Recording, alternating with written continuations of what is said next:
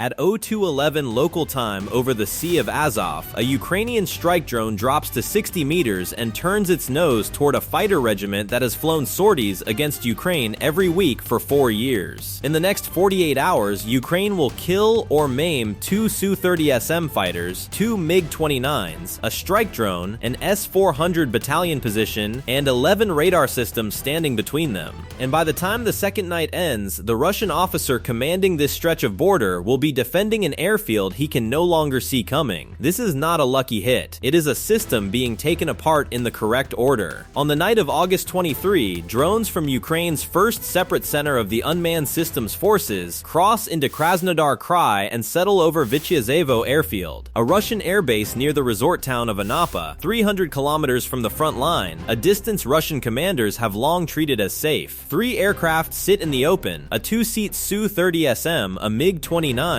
and an Orion strike reconnaissance drone Russia has spent the past year converting into a launch platform for the Banderol cruise missile, a program aimed at producing 120 of the weapons a month against Ukrainian Black Sea ports. The drone assigned to the Su-30SM doesn't score a direct hit. It doesn't need to. The blast lands close enough to set the airframe on fire, and ground crews spend the next several minutes fighting flames instead of preparing sorties. A twin-engine, twin-seat multi-role fighter that flies escort, strike, and maritime patrol missions off Russia's southern coast is now a maintenance problem measured in months, not days. The MiG-29 nearby takes a second hit. The Orion, Russia's answer to the Bayraktar TB2, and now a live testbed for a missile program Moscow is racing to scale up, burns on the apron. Vityazevo isn't the whole story of that night. It's the visible part. 8 radar systems across Krasnodar Krai, Rostov Oblast, and occupied Crimea go dark in the same reporting window, along with an S-400 battalion position and 2 more surface-to-air systems, a Tor and a Pantsir. A Nebo-U radar goes down in Dolotinka, a Kosta 2E2 falls in Latinovo, a Podlet radar is hit in Pergibsky. Even a Tor missile system parked in Pudovi, meant to guard exactly this kind of low, slow intruder, gets caught before it fires a shot. Ukraine's unmanned systems forces put the month's running total at 20 Russian air defense assets struck, and this is one night of it. To understand why a swarm of small attack drones spends its ordnance on radar trucks instead of chasing bigger prizes, you have to understand what those radars are actually for. A Kosta 2E2 is a mobile, 3-dimensional, low-altitude surveillance set built to catch exactly the kind of target that flies under a bigger radar's floor: helicopters, cruise missiles, drones skimming close to the ground. It runs in the UF band, sees out to roughly 150 kilometers against a normal aircraft, and folds down onto a handful of trucks that can disappear into a tree line in under an hour. A Nebo family set works the low end of the spectrum precisely because long, meter-band wavelengths scatter off airframes that centimeter-band radars struggle to resolve. It's the layer Russia leans on to compensate for exactly the kind of target Ukraine now flies in volume. Strung together along the border, these systems form a picket line, overlapping fields of view meant to hand a clean, continuous track to the missile batteries and fighter controllers sitting behind them. Burn out enough of the picket and the batteries behind it aren't blind everywhere, they're blind in gaps, and a drone formation only needs to find one gap to fly a corridor straight through.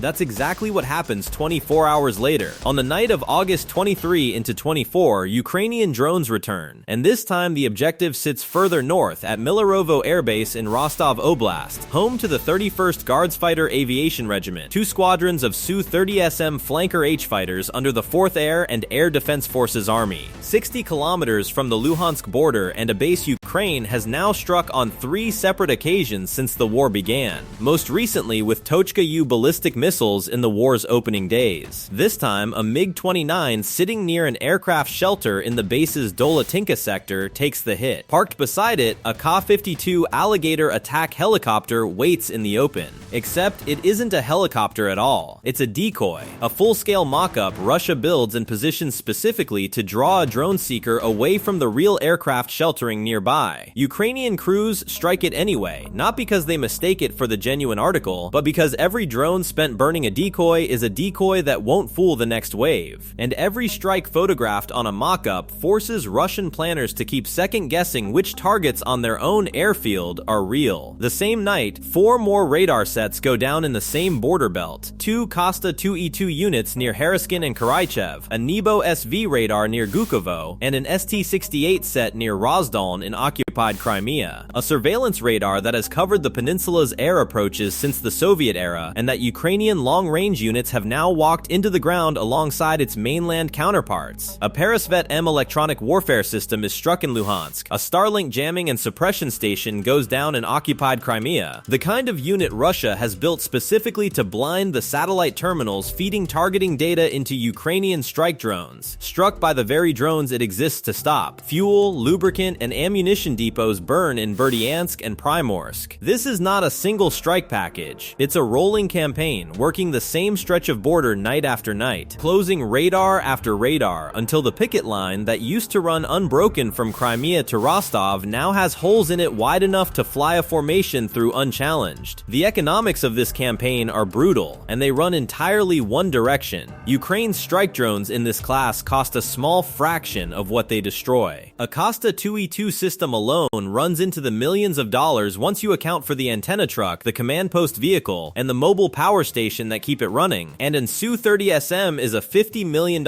aircraft that Russia's degraded wartime production base cannot replace on any meaningful timeline. Russia's own aviation industry has spent the past 2 years struggling to sustain fighter output at all, and every airframe burned on a ramp in Krasnodar or Rostov is one that never returns to contest the sky over Ukraine, or to escort the missile raids still being launched at Kyiv and Kharkiv every week. Radars are cheaper to replace than jets, but they're not cheap, and they're not instant. A Kosta or Nebo unit takes specialized production lines and trained crews that Russia's air defense branch is already stretched thin trying to staff, after 4 years of losses along this exact corridor. None of this happens by accident, and none of it happens because Russian crews are careless. The men working the border radars know exactly how many friendly systems they've lost this month, and every operator staring at a scope tonight is doing so with the knowledge that the last 4 sets to guard this sector are already wreckage. What's changed isn't the skill on either side, it's the geometry. Every radar Ukraine removes narrows the field of Russian eyes covering this stretch of border, and every narrowed field is a wider door for the next formation crossing it. Whether that formation is headed for another airfield, another refinery, or a target Russian planners haven't even considered vulnerable yet. The Millerovo regiment that used to fly with a dense, layered net standing between it and the border now flies knowing that net has holes in it that Ukraine put there on purpose. 1 truck and 1 antenna at a time.